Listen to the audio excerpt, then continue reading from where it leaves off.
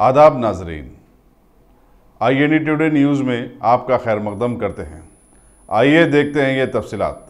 शहर हैदराबाद के पुराने इलाके हुसैन आलम पुलिस स्टेशन के इंस्पेक्टर के रमेश ने मीडिया को बताया है कि उनके इलाके पारदीवाड़ा में 2 इंटरेस्ट पर कारोबार चलाने वाले सूदखोरों ने एक शख्स की चाकुओं से जान लेने की कोशिश कर दी, जिसने शायद उन लोगों से कुछ रकम सूद पर लिए हुए था।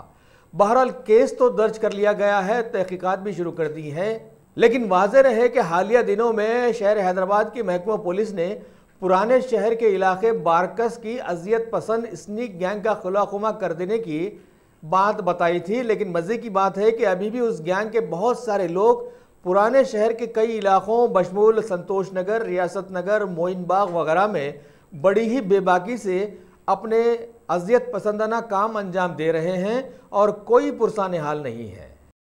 ये पारदीवाड़ा में महेंद्र बल के एक आदमी रहते, उन्होंने अपने फाइनेंशियल प्रॉब्लम रहे तो उसके नज़दीक रिश्तेदार के पास से 3 लाख रुपए कर्जा लिए, हर महीना 9,000 रुपये ब्याज बन रहे थे।